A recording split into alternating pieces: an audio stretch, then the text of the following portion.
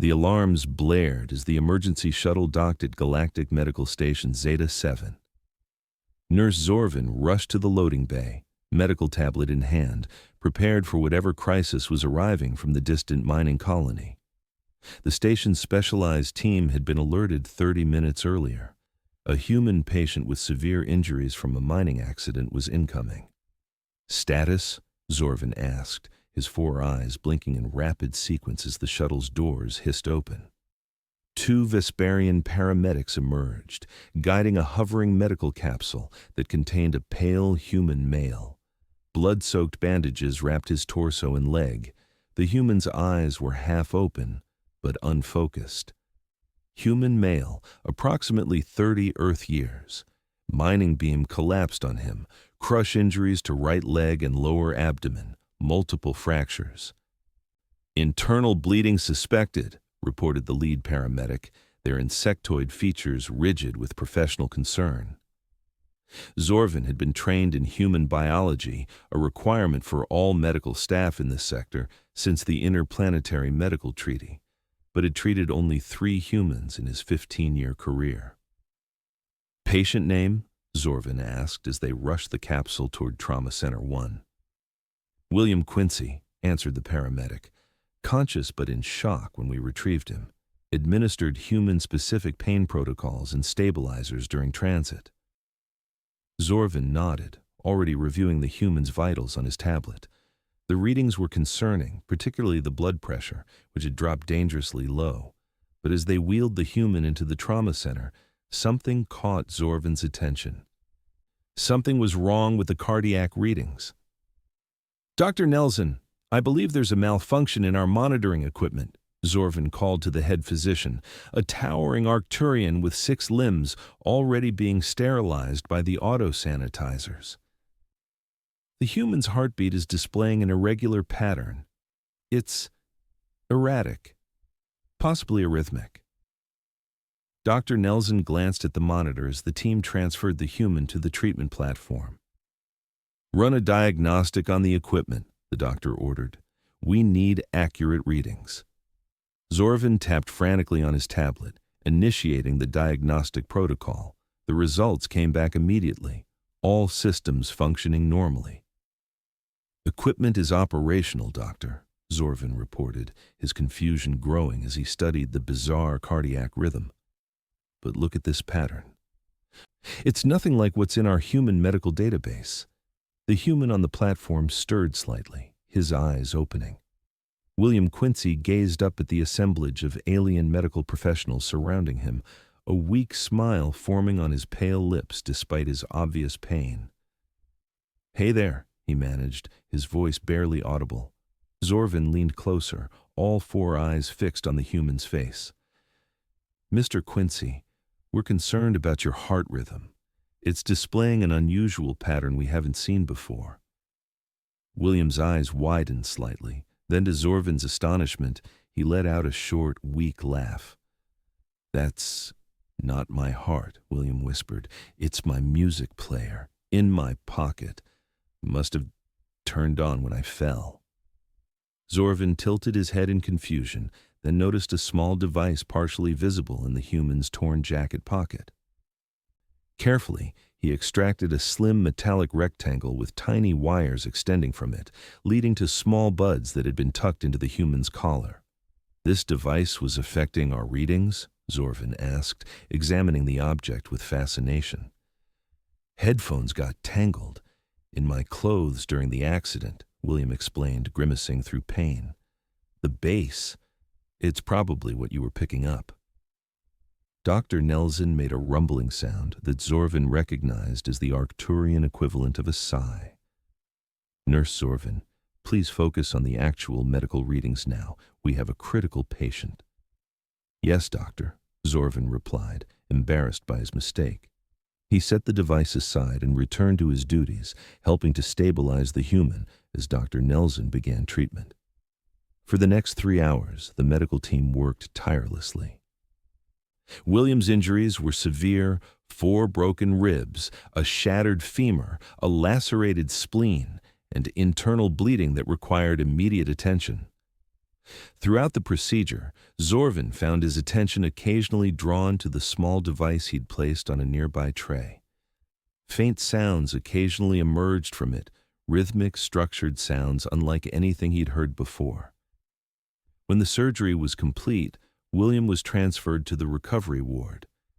His condition was stabilized, though he would require several more procedures and at least 2 weeks of intensive care before being cleared for transport back to a human medical facility.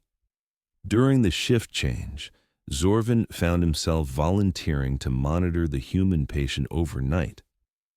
He told himself it was professional curiosity. Humans were still relatively rare patients at Station Zeta 7, but in truth, he couldn't stop thinking about the strange device and the sounds it produced. William regained consciousness shortly after midnight. Xorvin was checking his vitals when the human's eyes fluttered open. "Still alive, huh?" William said, his voice stronger than before but strained with pain. "Yes, Mr. Quincy. The surgery was successful. You have a long recovery ahead, but Dr. Nelson is confident you'll make a full recovery," Xorvin replied, adjusting the pain medication drip. William nodded weakly. "Thanks for saving me."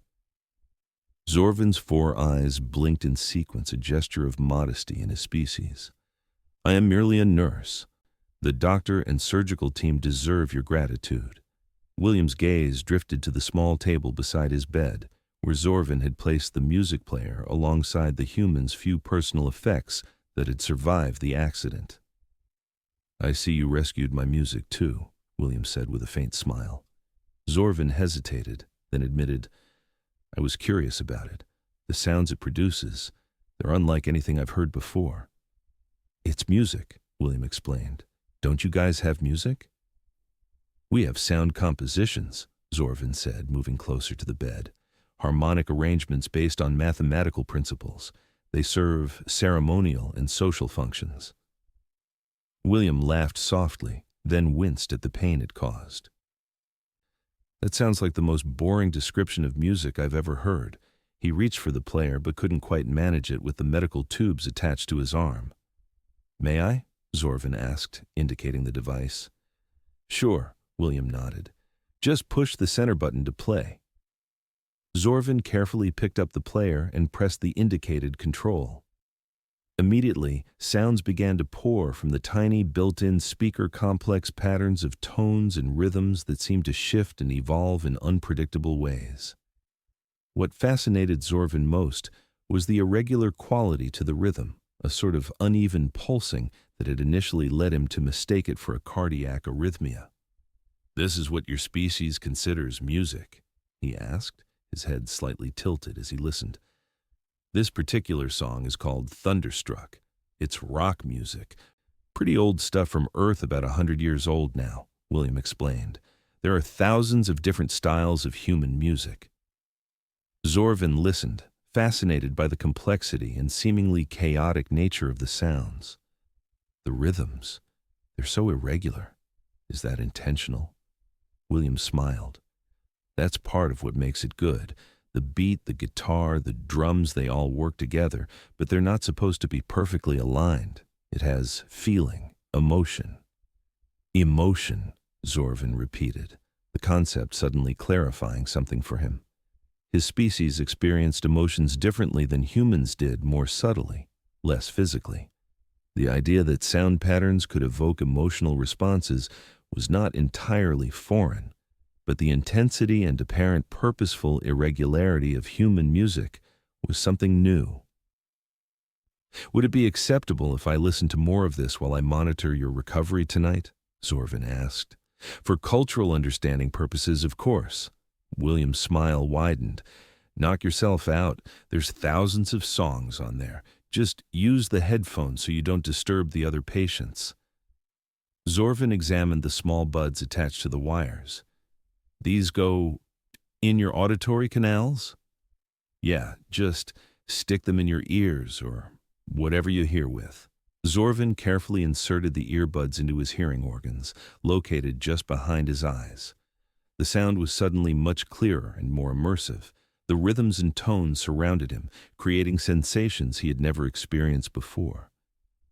For the next several hours, as he tended to William's medical needs and monitored his vital signs, Xorvin also received an education in human music. William, despite his condition, proved to be an enthusiastic teacher, instructing the nurse on how to navigate the player's interface to explore different genres of music. "That one's classical," William explained when a piece with many stringed instruments began playing.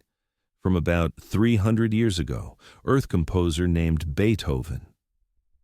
Xorvin was entranced by the sweeping melodies and dramatic changes in volume and intensity. "This feels mathematical, but also not. There's a structure I can sense, but it doesn't follow the patterns I would expect." "That's what makes it genius," William said. "Try something completely different now. Go to the hip-hop folder." As the night progressed, Xorvin discovered jazz, electronic music, something called heavy metal, that he found particularly interesting due to its complexity and various cultural music styles from different Earth regions. What fascinated him most was how the music seemed to affect his own physiological responses. Certain pieces made his pulse quicken, while others created a calming effect. He found himself moving slightly to faster rhythms, a behavior he had never exhibited before. "Your species has created something truly remarkable with this music," Xorvin said as the night shift was nearing its end. "It's like a direct communication to the neurological system, bypassing rational thought." William nodded. "That's a pretty good description, actually. Music is one of the few things that's universal among humans. Every culture on Earth developed it independently."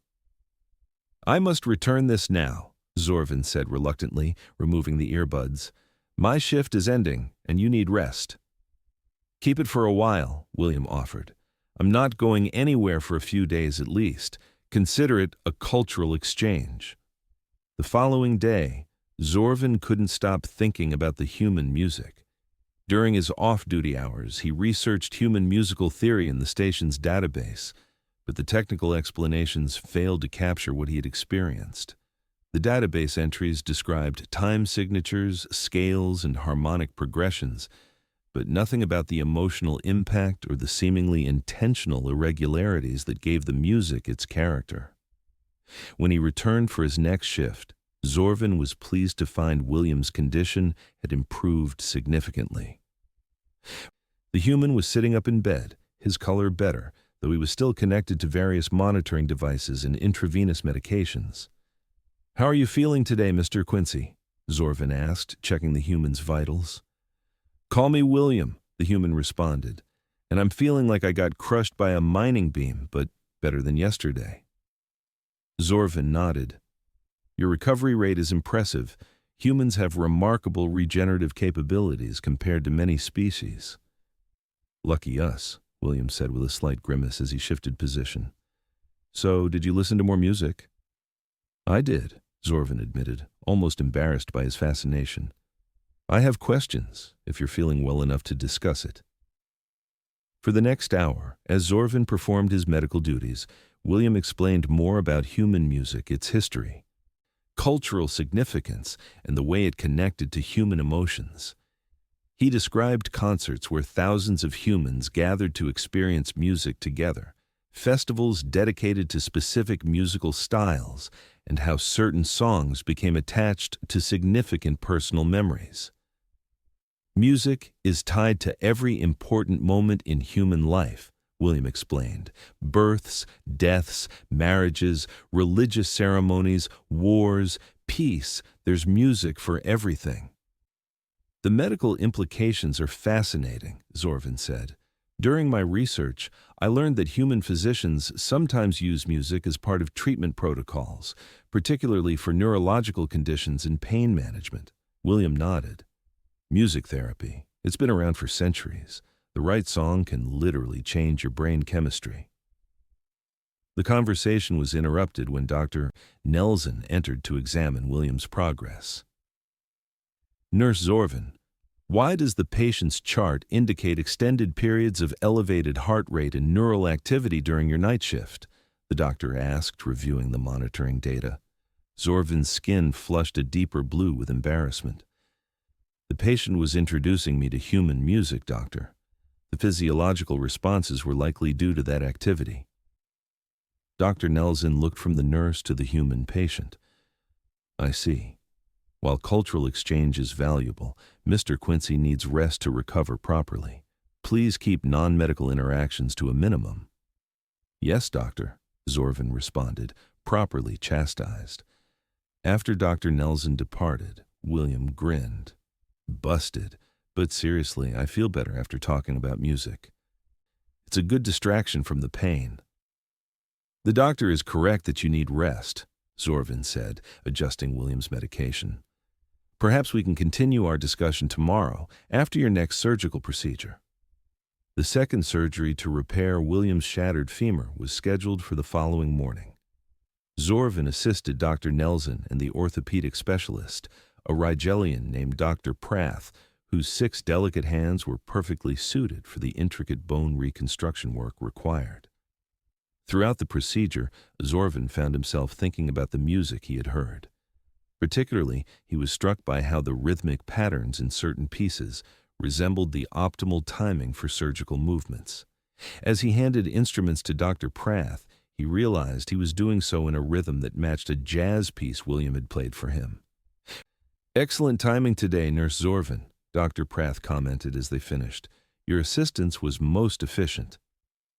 After the surgery, William was returned to recovery, where he would need to remain immobilized for at least 24 hours while the bone fusion technology did its work. When he regained consciousness, Xorvin was there to monitor his condition.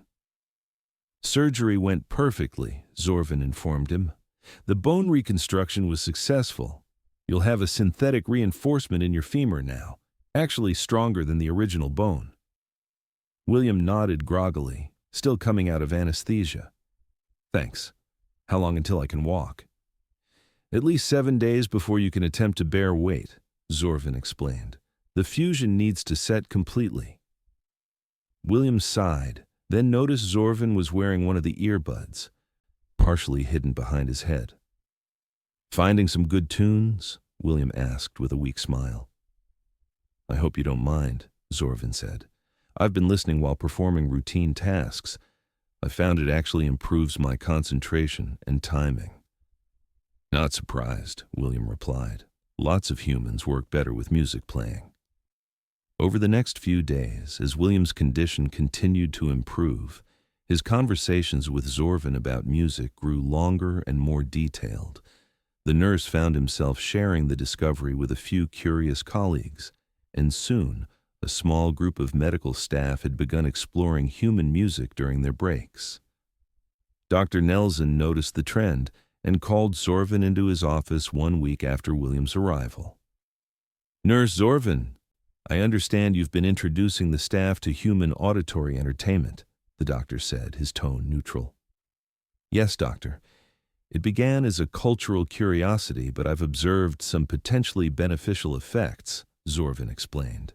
For instance, I've noted a 12% improvement in my own procedural efficiency when listening to certain rhythmic patterns. Dr. Nelson made a thoughtful humming sound. Interesting.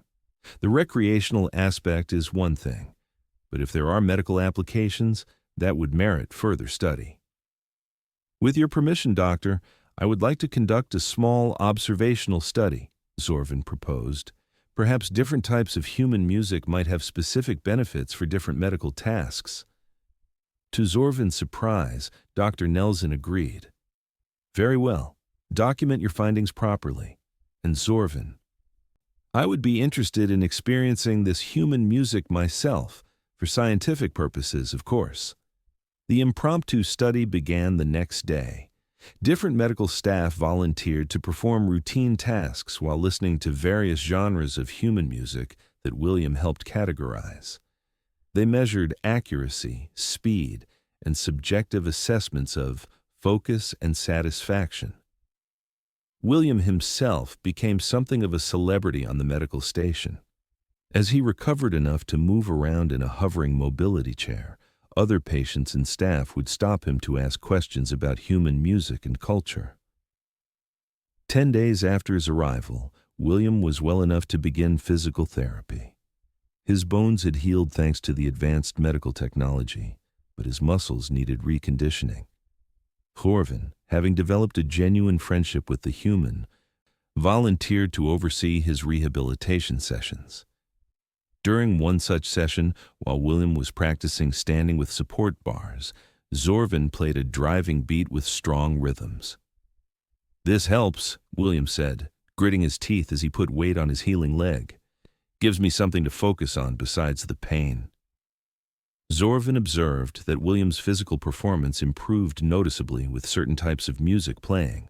Fast, energetic pieces seemed to help him push through difficult exercises, while slower, melodic pieces helped during rest periods and stretching. "I'm documenting this for our study," Xorvin said, recording William's vital signs and performance metrics.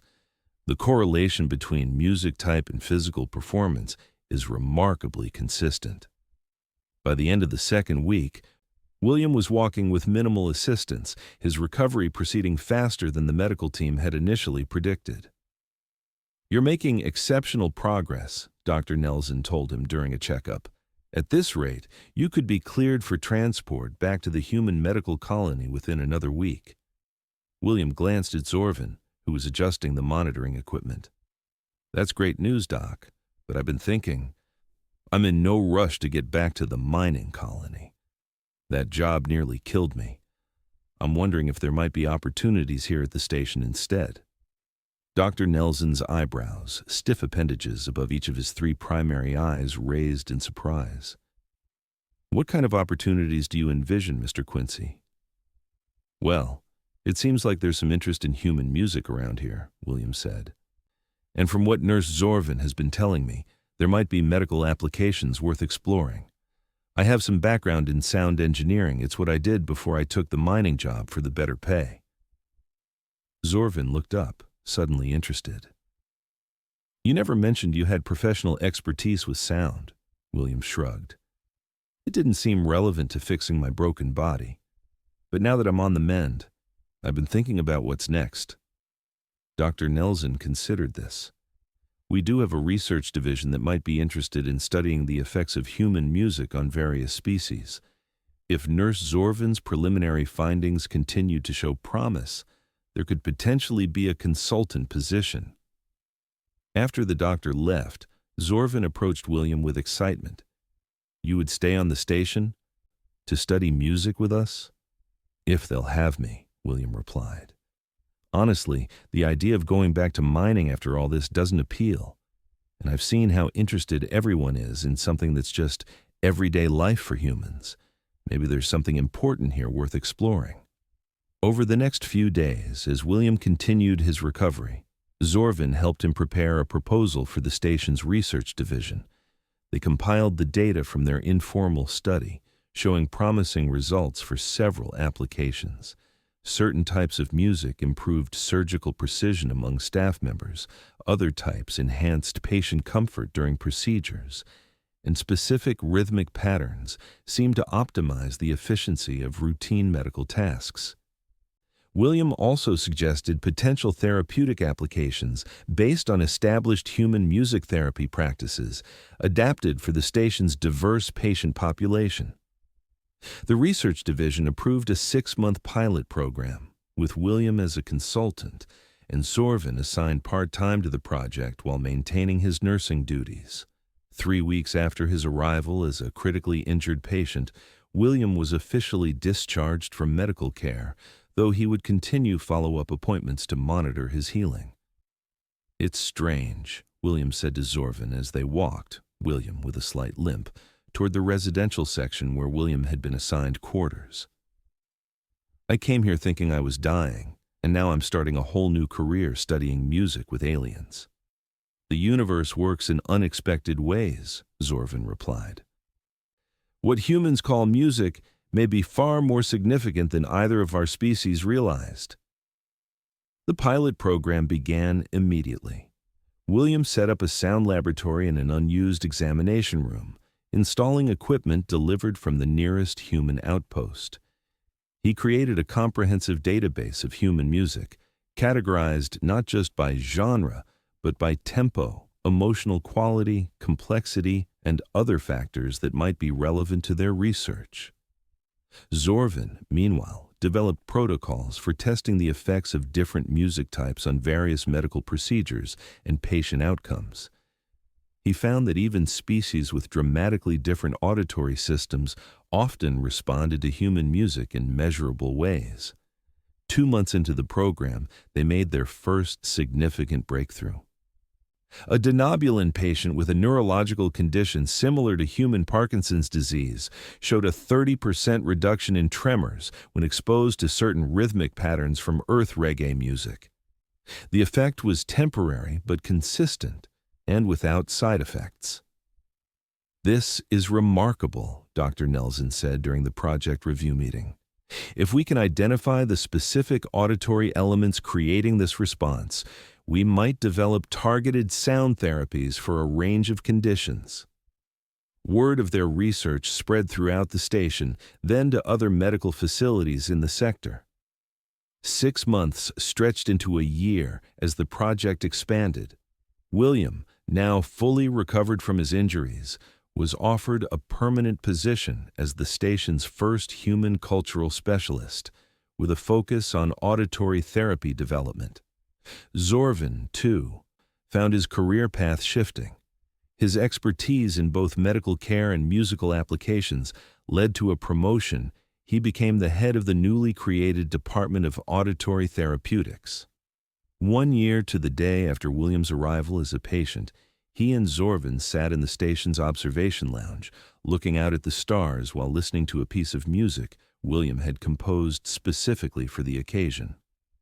"I've been thinking about that first day," Xorvin said, "when I thought your music player was an erratic heartbeat." William laughed. "Quite a diagnostic error." "Perhaps not," Xorvin replied thoughtfully.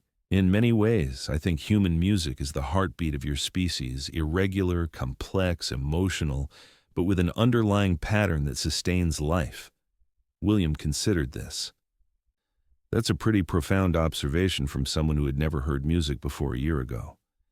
"I've had an excellent teacher," Xorvin said, "and the research we've done has changed how I understand not just human culture, but medicine itself. Sound is a fundamental force in the universe. Your species simply found a way to harness it that others hadn't considered." William nodded, looking out at the stars. "You know what still amazes me? That something as simple as a mining accident could lead to all this. If I hadn't been injured, if I hadn't mistaken your music player for a cardiac anomaly," Xorvin added. "Exactly. The smallest coincidences change everything." A notification chimed on Xorvin's tablet.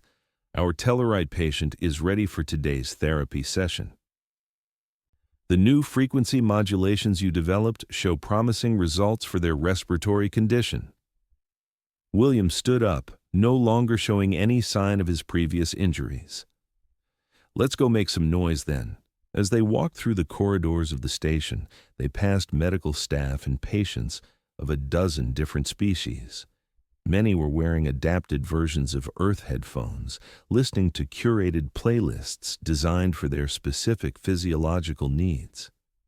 What had begun as a simple misunderstanding, an alien nurse confusing a music player for an erratic heartbeat, had evolved into a revolution in interspecies medicine. The rhythms and melodies that humans had taken for granted for millennia were proving to be powerful therapeutic tools for beings across the galaxy. And for William Quincy, a mining accident that nearly killed him had instead given him a new purpose, bringing the universal language of human music to the universe itself. In the treatment room, a nervous Tellarite patient waited, struggling to breathe properly due to a chronic condition. William adjusted the sound system while Xorvin prepared the monitoring equipment. "Ready?" William asked both the patient and his alien friend. Xorvin nodded, his 4 eyes blinking in sequence, no longer a gesture of modesty, but of anticipation. William pressed play, and the healing music began to flow.